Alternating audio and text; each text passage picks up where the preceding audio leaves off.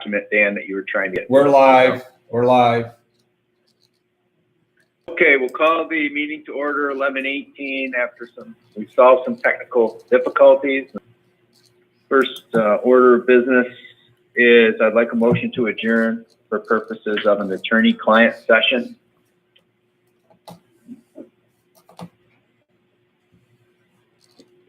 Do I have a motion? Judy will move. Okay, thanks, Judy. And Doug will second. Doug, okay. Any discussion? All in favor, say aye. Aye. Aye. Aye.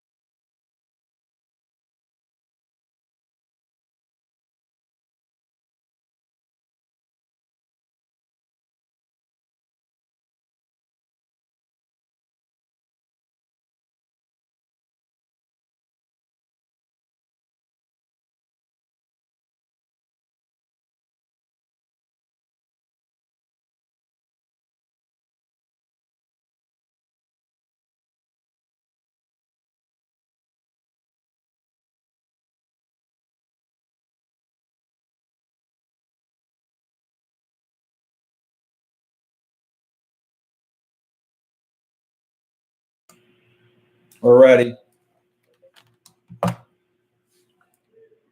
Okay, Okay, so we're calling this meeting to order at 11:22. And Back to order. the first back to order, and thank you, Dan. First order of business is to discuss the environmental review, and we have Dan Spitzer here to do that for us. Dan? Thank you, Mr. Don't- Chairman. For everyone listening at home, all the documents that we are discussing today are on the IDA website under the Great Lakes Cheese Project Block tab. As it relates to the environmental review, there is under the document that's been on there for some time is the full EAF Part 1. We're going to go over the full EAF Part 2 today and consider a resolution to issue a negative declaration, the draft of which has been posted to the website. The environmental review has been led by Clark Patterson Lee on behalf of the IDA, along with Sheila Hess from CC Environmental. We have the environmental review also includes significant work from the other consultants who have been involved, led by the Dennis Group on behalf of the applicant, and Tritney, which did the air work. There's also a SHPO consultant, and it has also received information from the various agencies that are involved. There have been numerous meetings with the DEC branches, for example, all of which is contained in the review. We believe, as you will see in the proposed documents in front of you, that this project will have impacts that can be mitigated. And if you look at the full assessment form, the first section is the section on land. Obviously, this project will have an impact on land. In front of you on the form are the proposed no or small impacts may occur, moderate or large impacts may occur. In each of the cases, as explained in the draft negative declaration, we believe that the impacts have been mitigated as proposed to the maximum extent practical. There's no question that building a 400,000 square foot plus facility has an impact. The question is, are you mitigating any impacts to the maximum extent possible? There are a number of issues with disturbance of land that may be concerned.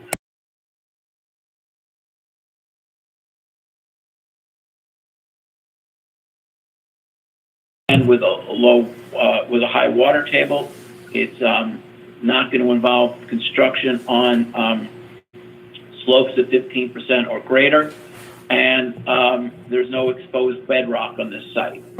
So everybody see the proposed answers on Section 1, impact on land. Any questions on those?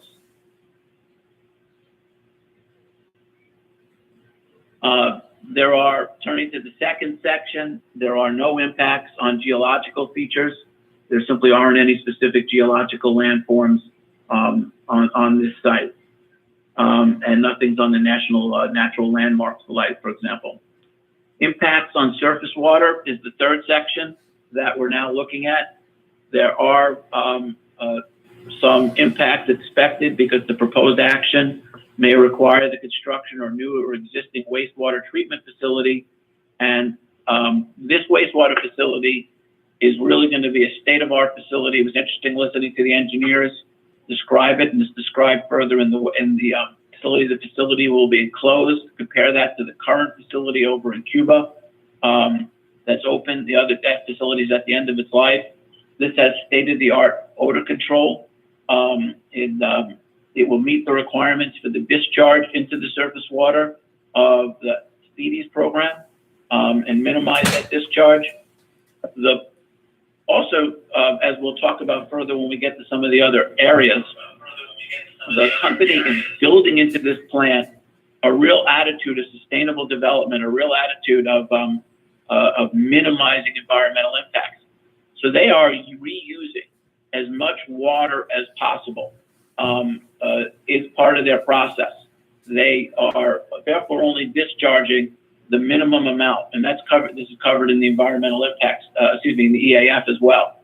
I'm sorry, the negative declaration as well.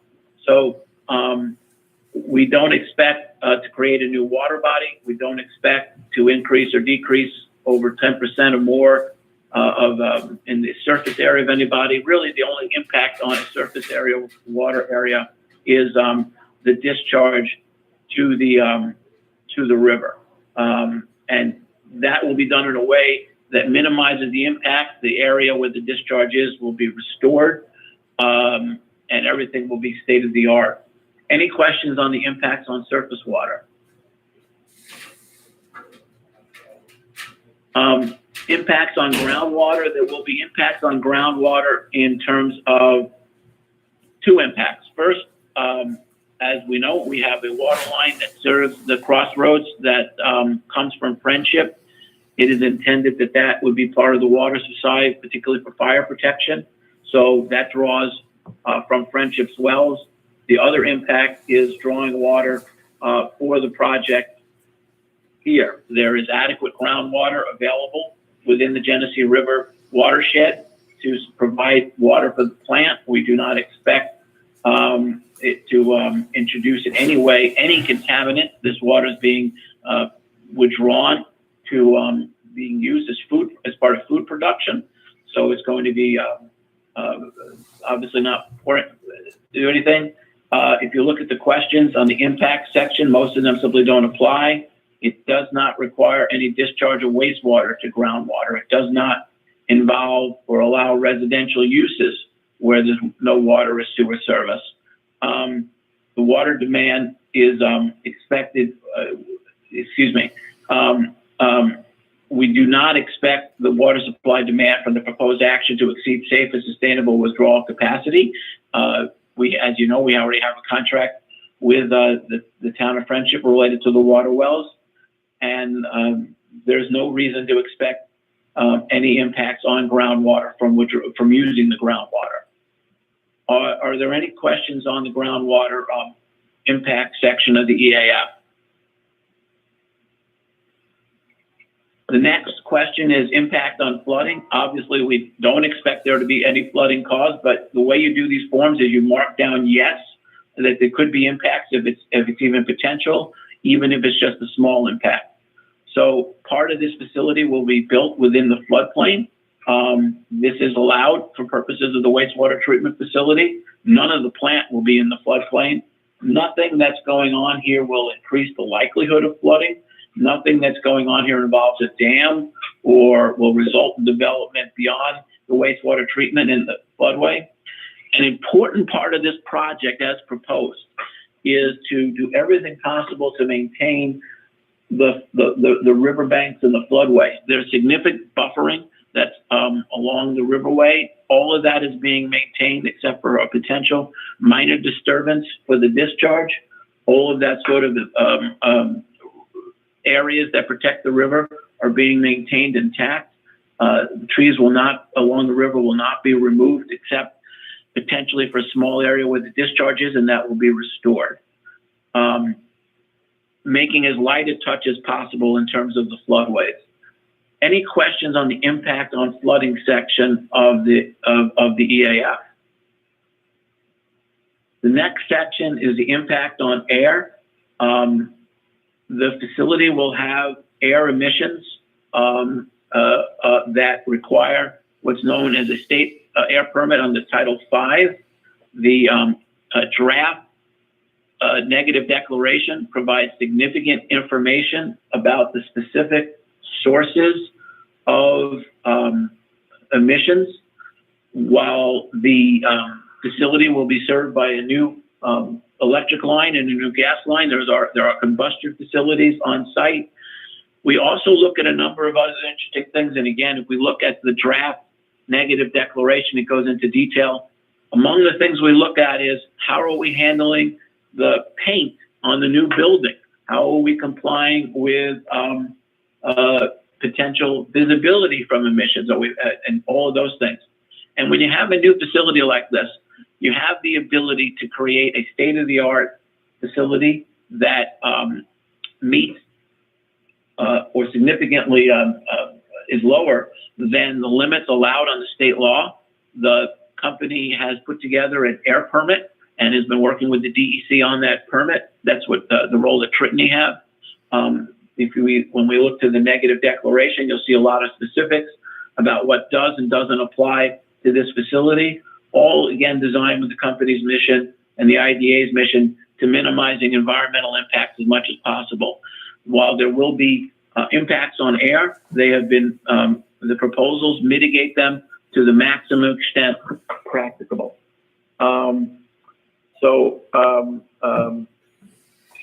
Wanted to talk about impacts on air, if there's any questions. Okay. Impacts on plants and animals. We've identified that there could be an impact, and the goal here, of course, is not to have an impact. So let's talk about this. We have, as I believe the board knows, and if the public doesn't know, we have an eagle nesting on site. We have people who are observing that on a regular basis from a distance. The eagle is sitting on the nest, so we're hopeful that we will soon have a new addition to the eagle community. While eagles are no longer considered endangered species, they're still protected under the Bald Eagle Act and protected under New York rules. The communications on this have directly involved the Department of Environmental Conservation and the U.S. Fish and Wildlife Service. We look for a 660-foot circle around the nets to avoid disturbance. We, if you look at the maps that are on the site, we have gone out of our way to avoid removing the area where the eagle is listed or where bats may be. We are putting protocols in place to minimize any impact. We are acquiring the buffer land to protect the eagle nesting, to protect the and minimize the impacts to that natural resource and the other natural resources. But we also recognize that that it's potential that there could be an impact. Therefore, we have applied for what's known as a Section 182 take permit. The take permit covers the protocols that are in place to minimize any potential impact to the eagle.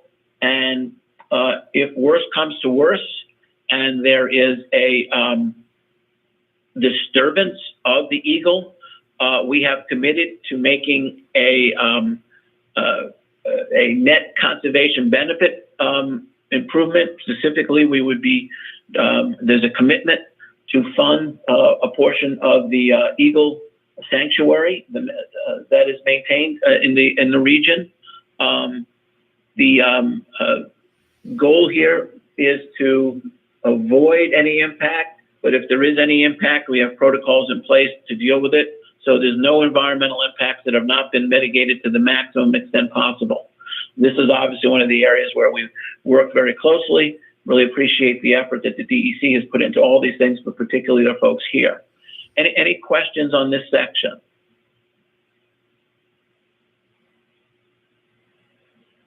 Okay, let's turn next to the impact on agricultural resources. Obviously, we are impacting agricultural resources. That's unavoidable. We are converting farmland, which we heard at the last public hearing is good farmland, into a manufacturing plant. That is an irretrievable commitment of resources. And there's simply no way to mitigate that and do the project. We are only taking the absolute minimum portion of the farmland that we need. We are not taking, for example, the other side of the road where the abandoned farm buildings are. We are not taking all of the properties. We have limited the amount of tillable land. The actual impact to the individual farmer, it's recognized, is a significant impact. But in terms of farmland in this county, we're talking about approximately 88 lost acres of farmland out of the 229 acres total. And even if it was 229 acres total farmland, there are 161,000 acres plus acres of farmland in this county alone. The we are talking about far less than 0.1% of an impact on agricultural resources. We have also before us an action that will actually have a significant positive benefit on agriculture in the county and the region, and including for these landowners who indicated to us that they are one of the largest dairies in the region. The project preserves 2 million pounds daily of supply. That is demand that the agricultural industry needs to obviously stay in business, the dairy industry, and it will create an additional demand of 2 million pounds a day, which will give farmers the opportunity to expand. It'll strengthen the dairy economy. So while we focus in an EAF on the negative impacts, we also should note that this will have a positive impact by securing the economic future of agricultural resources across the county and the region. Are there questions about the agricultural resources section of the EAF? In terms of impact on aesthetic resources, obviously, aesthetic resources is what you can, is anything including a child's lemonade stand impacts aesthetic resources. This, of course, is a large manufacturing plant that is being placed on a farm field, so it has an impact on aesthetic resources. I respectfully submit to you, and I think the EAF reflects and the discussions reflect, this is the right location for such a disturbance. It is not a residential area. It is an area between two landfills and an interstate highway. There's a third landfill not far off, but this is between two closed landfills. It is an area where we're able to acquire significant buffer so that we will have no visible impacts from the nearby historic site of Villa Belvedere. We will have a slight view from above the trees of the tower. It is not possible to mitigate that. The tower needs to be that height in order to work, and that's obviously the largest part of the structure. Where you're mostly going to see visual impact is people driving along the interstate and along State Route 19. County Route 20 gets very little traffic. They obviously will see the plant instead of farm fields. And so there will be some small impacts visually in accordance with the comprehensive plans. This is the right site for this facility, and it has been mitigated to the maximum extent possible by maintaining buffers to the maximum extent we can. Are there any questions on the aesthetic resources? Turning to Dan, related issues. Yes, sir. Dan? Go ahead. Yeah, just a quick question. On Section D in that, routine travel by residents, including travel to and from work. I'm assuming you're talking about potential increased travel time for employees.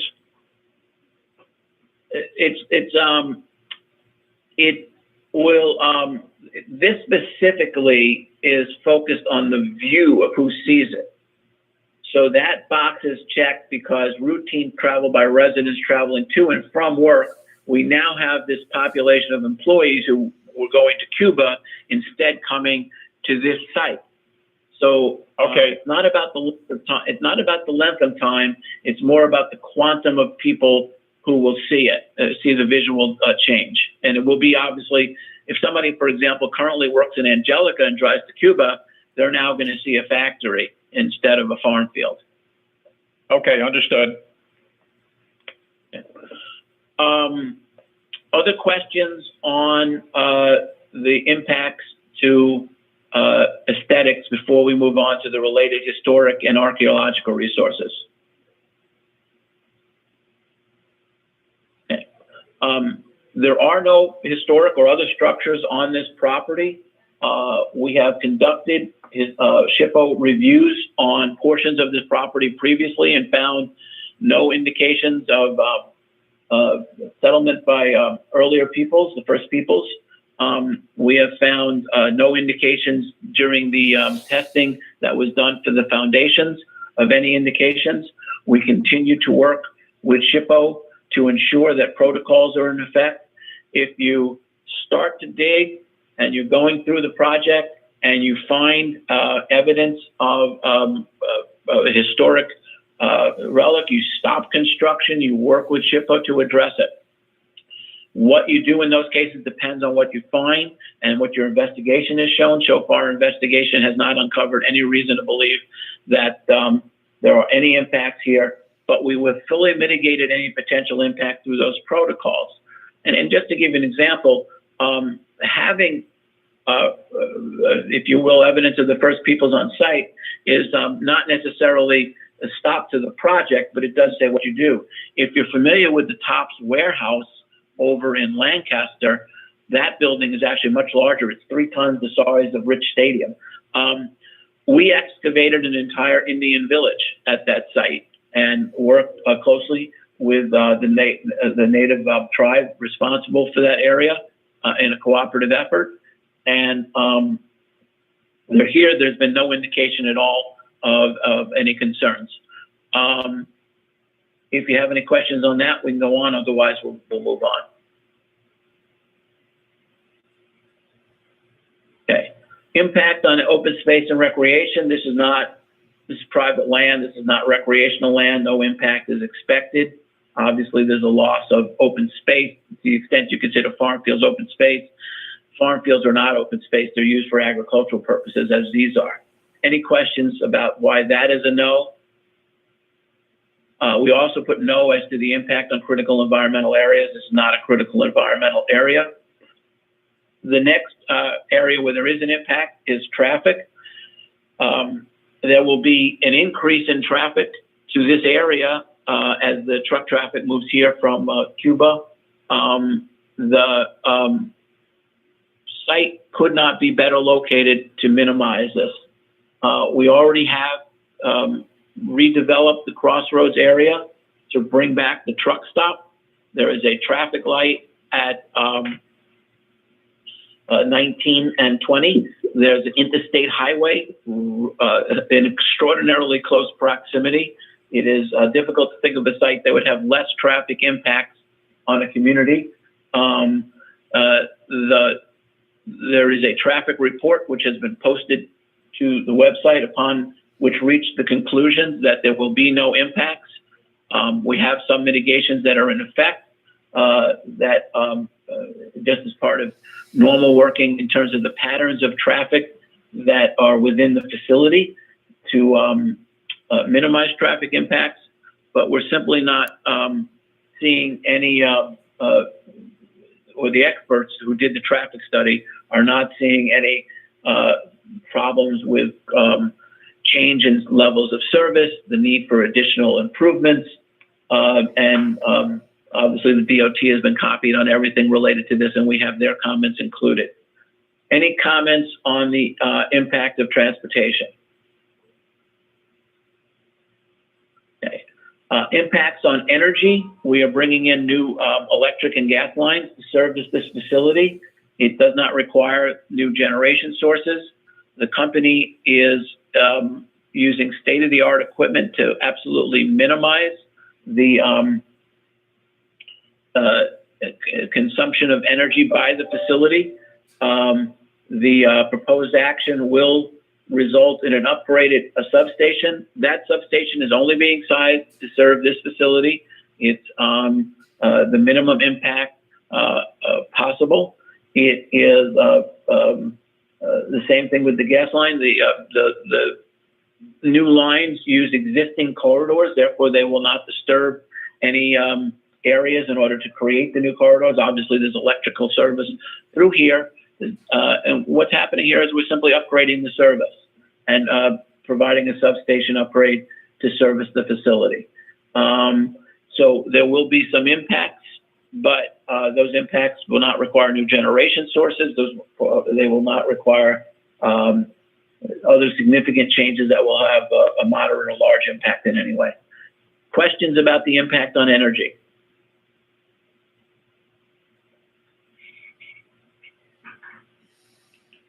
The next section is impact on noise, odor, and light. This is a section where the company has spent considerable time making sure that the plant does not create an issue in terms of odors. We heard comments, you recall, that the Village of Angelica, which is potentially downwind, we had one comment that the landfill that is there creates odor problems.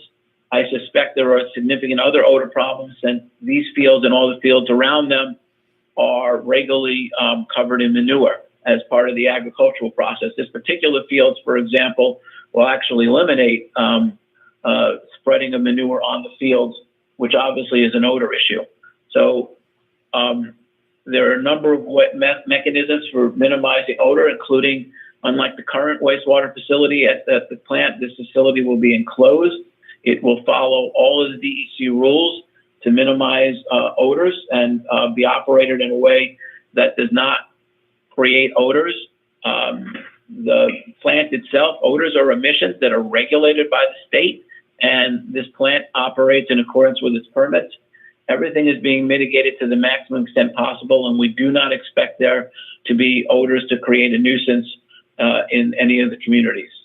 Are there questions about this section? Oh, excuse me. Let me also mention that it's in an area that is not residential. It's right near the highways, as I mentioned. It's buffered from the nearest residential so that the noise and light is minimized. The light in particular is also being minimized to avoid any impacts on the eagle's nest, and using LED lighting and other state-of-the-art lighting to provide, the lighting is security, obviously, for the people at the plant. This plant operates 24/7.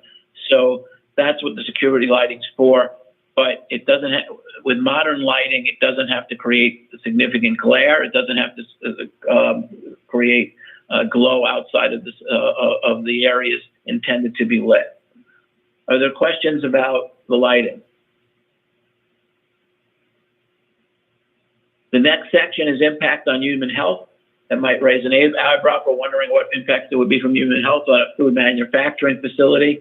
But the reason for this is because there's a question about whether or not this will cause an increase in the amount of solid waste. This company is extremely good at minimizing its waste production. Virtually all of the process waste is through a beneficial use determination spread on farmers' fields. That means that the waste really is a fertilizer. It gets reused, and that it will be ongoing. It will increase. There will be more waste that goes to a landfill in terms of, we think about just the sort of minimal waste. That waste by this company is quite minimal, but nevertheless will increase with a larger plant and more employees. So that is handled as is any other waste product that isn't handled through the wastewater treatment plant or through the land spreading via landfilling in accordance with DEC standards. We do not create hazardous waste here. We don't need to be shipping things off to a hazardous waste facility. If there was hazardous waste, if there was ever anything that happened that was determined to be a hazardous waste, it's all taken care of in accordance with DEC protocols. And all of those are in place, and any potential impacts on solid waste are mitigated to the fullest extent possible. Are there any questions on the impact on human health? No. Turning to, and I'm going to handle the next two together because they kind of go together, and they're important to cover because we had some comments that we respectfully disagree with at the public hearing. In terms of consistency with community plans, this facility is located exactly where these three communities want this facility to be located. The development of the crossroads is the #1 priority in the Allegheny County plan. At the public hearing, there were certain comments by the representative of the landowners that talked about that this would violate the agricultural sections of comprehensive plans. In fact, the reference to some of the agricultural sections in the Amity plan was a mistake. The plan was referring to land south of Belmont, not to this area. The Amity plan specifically calls out the crossroads for the development in the corridor along 19 and recognizes The site, the corridor is also not, although the Angelica plan references supporting agriculture, it does not call out this section in any way. We have received a letter from the supervisor of Angelica specifically stating that the project is in accordance with their plan. Everybody has, as the county planner pointed out to us, recognized since the 1990s that this particular area was designated for development. And an interesting aspect of this is information that was provided to us by the county ag department. This property is not in an agricultural district. In terms of concern over agricultural resources, the IDA prepared a notice of intent that outlines the impacts on agricultural resources that's posted to a website and was shared with the county and the state ag department. The ag department's response is this is not in an ag district. According to the resolution that was passed in 2006 by the county, when it removed this land, it was removed from the ag district protections at the request of the landowners. They submitted a written request in 2005 to remove these lands. According to the county resolution, it was purchased for purposes of development, and it was removed for that purpose. It has been some 15 odd years. There's been no request to put it back in the district, and it certainly is active farmland, and it's been evaluated as active farmland. But the project is very consistent with the farm districts and with the comprehensive plans of the of the communities. The same thing with community character. We're talking about a site that's away from people, between two landfills and an interstate, near where we've built a truck stop. This fits in well here. Are there any questions about these two issues?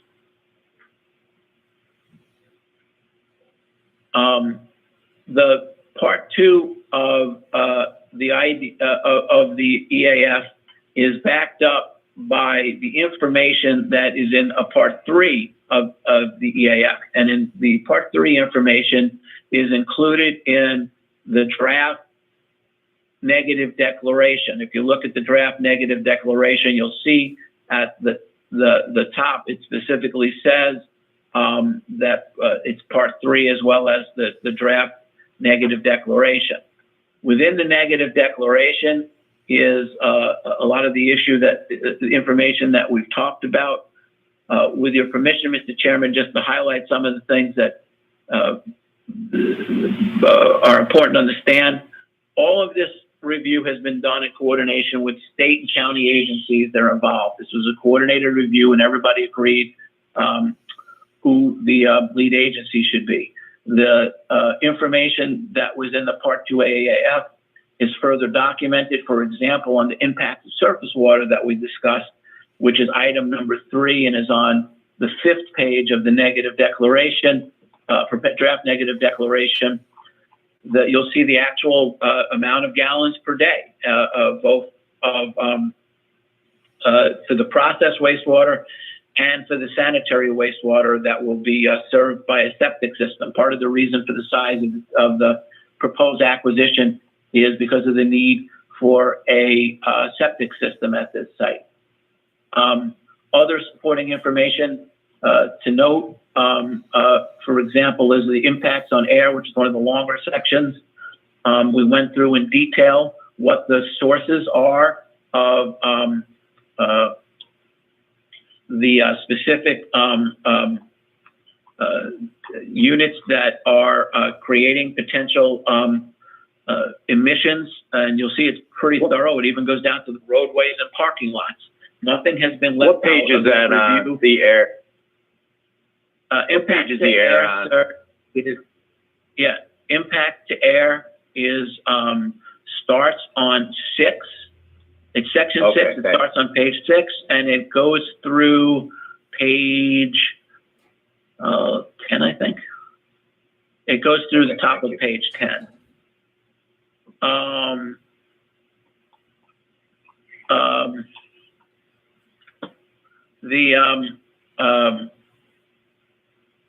A number of things are important to note. Again, talking about air, we took we did not want to leave anything unconsidered.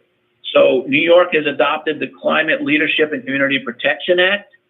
It's still a work in progress, if you will. We worked with the DEC to identify what the GHG, greenhouse gas emissions, would be. Tritony put this all together as part of the Title V permits. We presumed that GHG reduction is going to be part of the permit, even though at this date it may not be. This is the kind of approach we took to minimizing environmental impacts and maximizing mitigation. And the company is implementing a sustainability design analysis for the facility to ensure that this facility is not just creating jobs, which we spent a lot of time about, but is also having the minimum footprint and the minimum impact on our children's future in many ways. So all of that is supporting the information that covers what we talked about in the EAF in great detail. For example, one of the real concerns with air is always about particulate matters. And here the facility equipment has been controlled by bag houses, dust collectors, and a scrubber, meeting the standards of particulate matters. The facility follows what's known as good engineering practice to make sure that there's no visible emission standards. All of this is built in to the facility mandates. Other aspects of the draft negative declaration that are worth noting is, again, a detailed section starting on page 10. Section 7 goes through in great detail the impact on plants and animals and the protocols that we discussed to protect the species, including timing of construction and the lighting and other monitoring that going on, including the commitment to the Wildlife Care and Education Center as part of the take permit conservation benefit. And other aspects of the draft negative declaration, again, on impact to agriculture, which is number 8. We have not, the IDA has not in any way minimized the fact that the farmland here will be irretrievably converted and that it's a potential significant loss, but it's an absolute minimal loss compared to the farmlands in the county, let alone the region. And it has been, there's simply no way to build the project and not do this on agricultural land. If you recall from our discussions of the site selection was done by the company at over 70 sites. The kind of properties that are large enough to host this are almost all agricultural land, particularly flat agricultural land. There would have been an impact on agriculture, regardless of where this was built in the region or the county. And this is property outside of an ag district, at least, but there is certainly an impact. It's just been it's been mitigated to the maximum extent possible. Are there questions on either the EAF or the draft negative declaration from the board?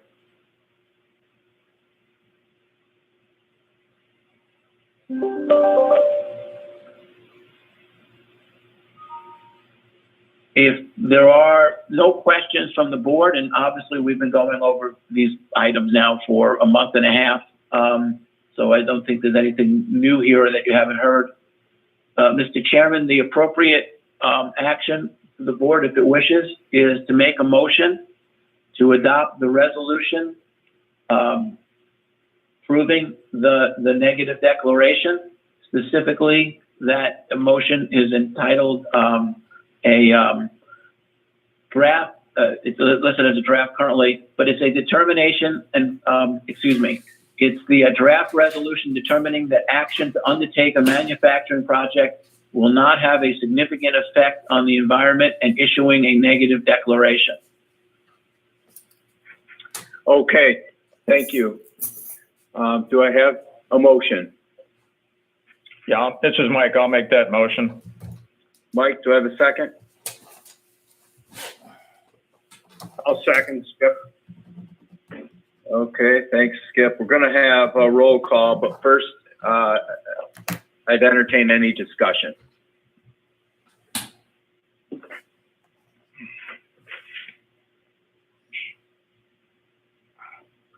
Okay, I don't hear any discussion, so we'll go right into the roll call.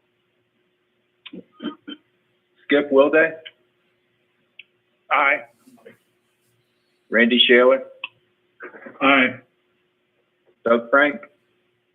Aye. Michael Johnson, Aye. Judy Hopkins, Aye. and I vote aye as well. So that motion's carried. So thanks, everybody. The next item on the agenda is determination and findings of an eminent domain process, and Dan Spitzer's going to go over that for us. Thank you, Mr. Chairman. We have been requested by Great Lakes Cheese as part of their application for assistance in acquiring an interest in these properties. Obviously, this has been the key thing that we have been talking about.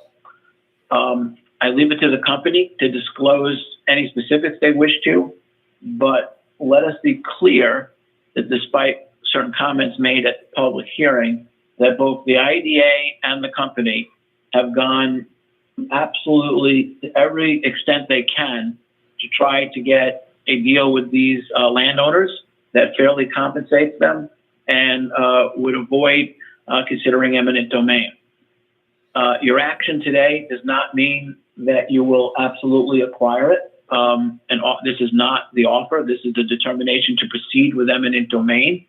I'm hopeful that the company and the landowners will come to a deal. The company has put an offer on the table that appears to be 8 times the fair market value of the property, from what we're hearing from our appraiser. That appraisal will be available once it's public, either through a compensation process or certainly the amount will be before you make an offer, that amount will be known. But let's be clear, because of certain things we've seen in the press or heard otherwise, and were heard at the public hearing, the representative said that this company doesn't need you to do this. Well, if the landowner refuses to negotiate and or simply makes an offer that is a demand that is impossible, the IDA has not only had multiple meetings with the landowners and the company to attempt to resolve this. We have involved the 2 largest dairy cooperatives in the area to assist us, to trying to assist these farmers to maximize their gain from this transaction. We have offered to work with them using, if possible, a 1031 transaction to minimize the impact on any taxes on them. We have gone over and beyond to do so. And this step that you were taking, which is authorizing the taking, is the conclusion of the EDL Article 2 process. It is not the actual taking. It is not the filing in court for the taking. It is not the offer, which would be future steps.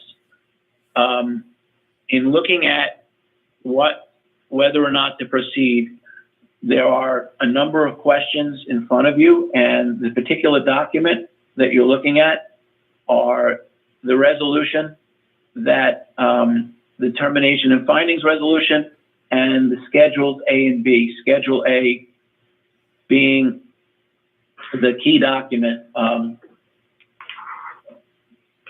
the key document for your consideration. There's a number of issues.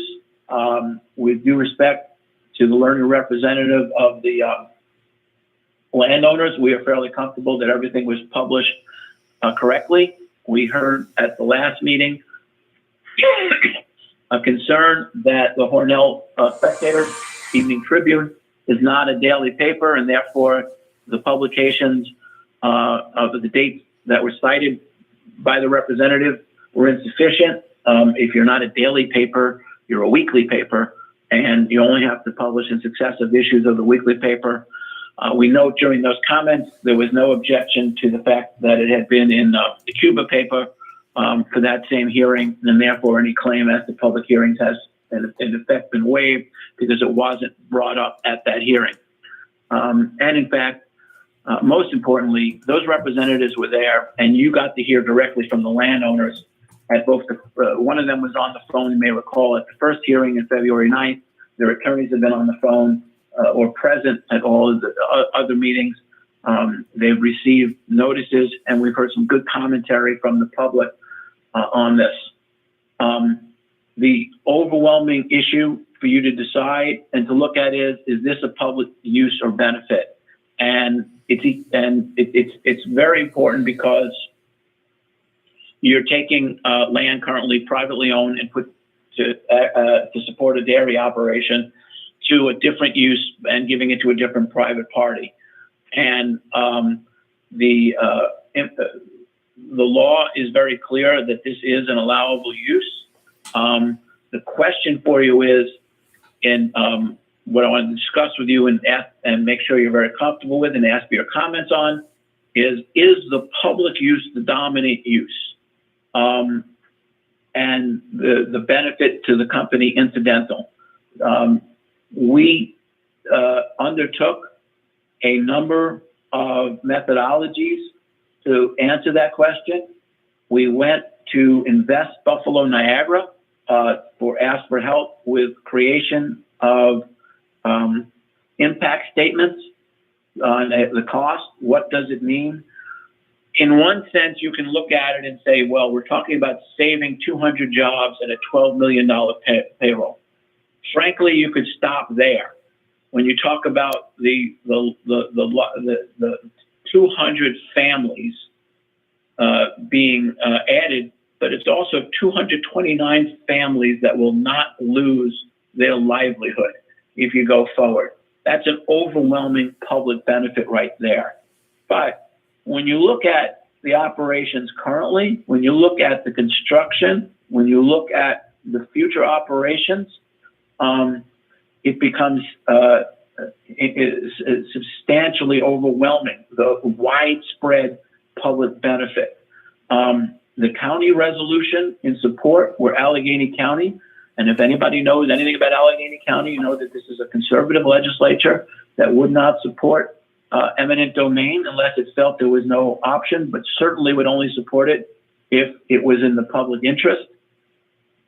In their resolution, they talked about, among other things, the construction aspects and what those jobs will be due. Construction is obviously going to go on for several years.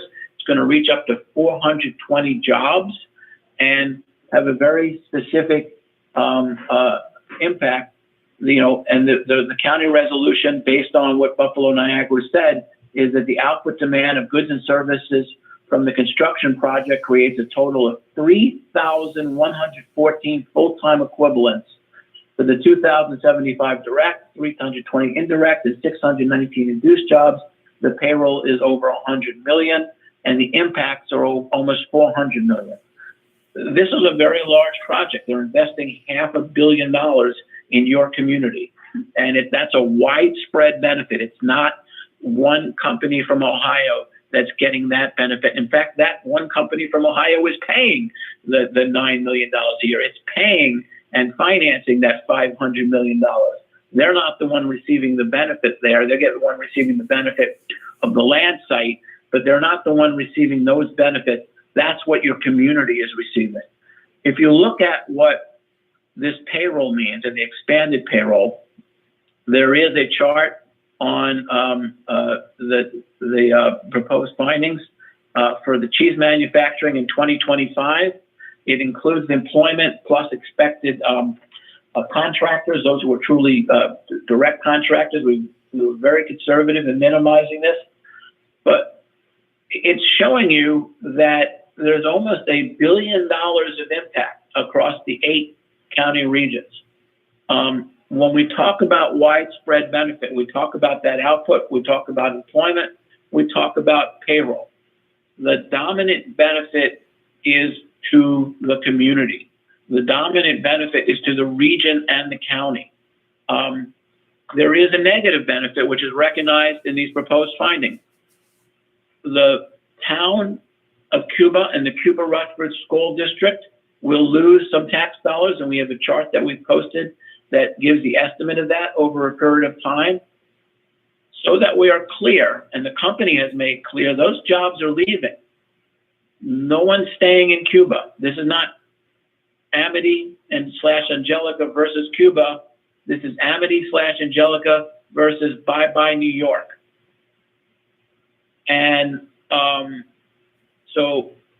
that's the loss to the town is certainly something that you should consider, but it doesn't change the overwhelming number. And in terms of the current tax payments, the pilot that will be paid overwhelms the amount of the taxes that would be paid.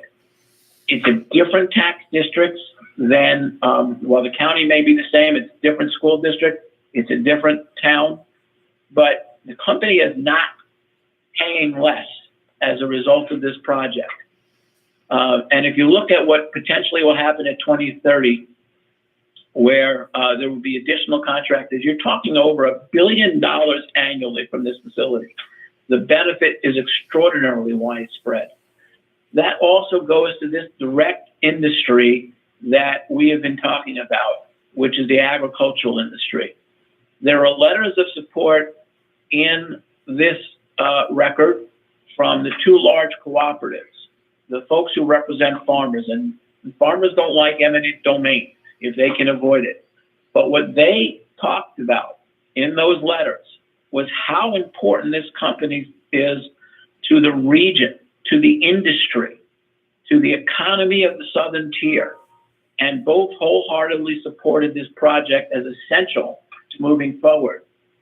Buffalo and the Best Buffalo Niagara has called it the most important project in Allegheny County, and demonstrated, as I said, in terms of the numbers, the widespread nature of the benefit demonstrates that the benefit to the company is incidental. Any company obviously will always receive some benefits when they receive financial incentives, when they receive property that they are paying full market value for. The company is not getting this property for free.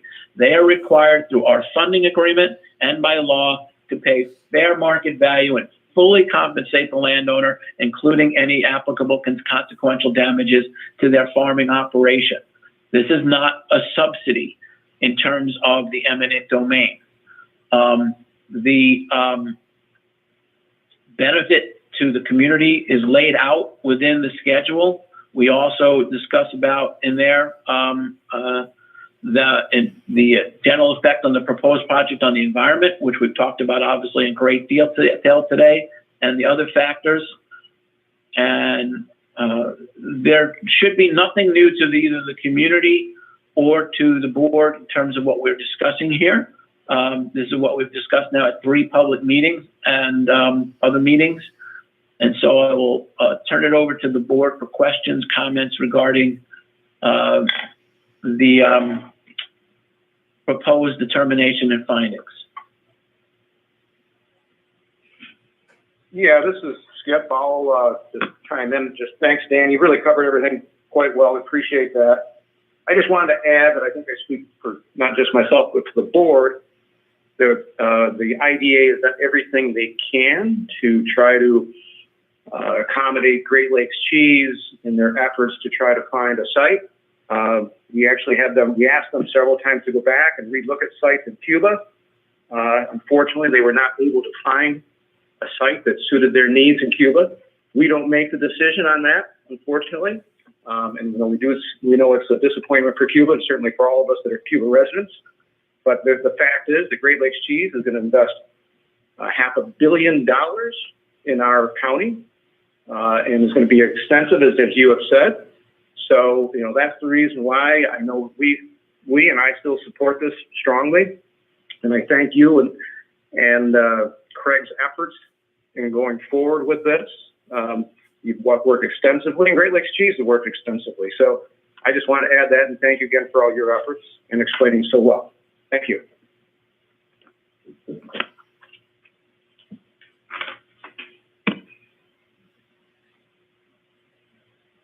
Does anybody else have anything they'd like to say?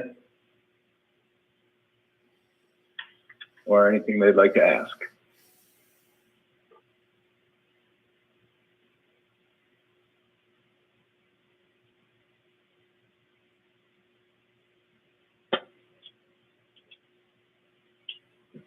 Okay, I'm not hearing anything, Dan.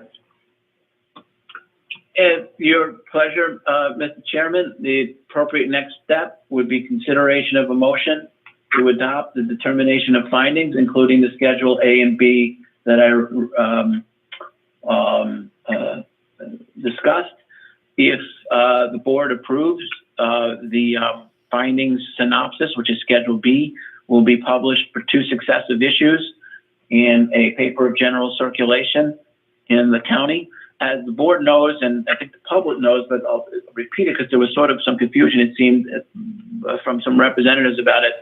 This board has always taken the view, especially since some of the newspapers have printed less often, and especially since the Wellsville paper has sort of disappeared, that you have multiple papers that you use. And in this case, there are 2 papers of general circulation that we've used and will continue to use.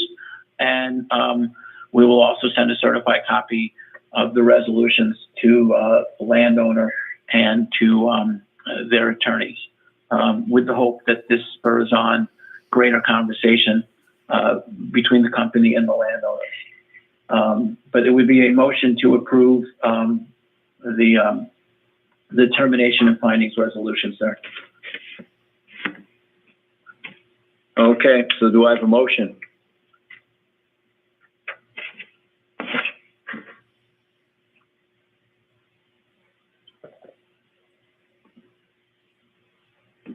This is Doug Frank. I'll make that motion. Okay, Doug, do I have a second? Yeah, this is Michael. I'll second it. Mike Johnson. Okay, any discussion?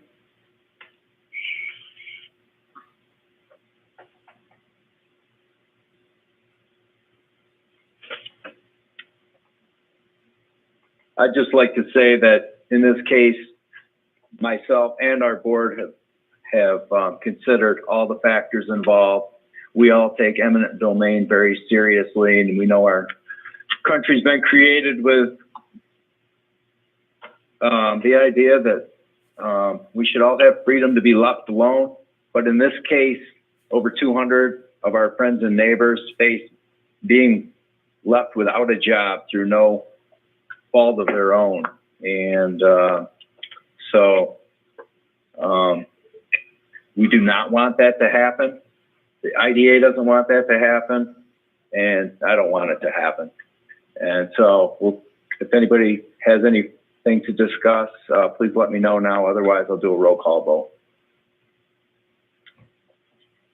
Judy Hopkins. Vote yes. Michael Johnson. Aye. Douglas Frank. Aye. Randy Shaler. Aye. Skip Wilday. Aye. Okay, I vote aye as well. Thanks, everybody. And now I'll entertain a motion to adjourn. Rich, before we do that, can we have Dan discuss the next steps here so we know what to expect? Yes. In terms of this project, at your regular meeting in April, there will be a proposed resolution on the agenda to grant the financial incentives, should you choose to do so.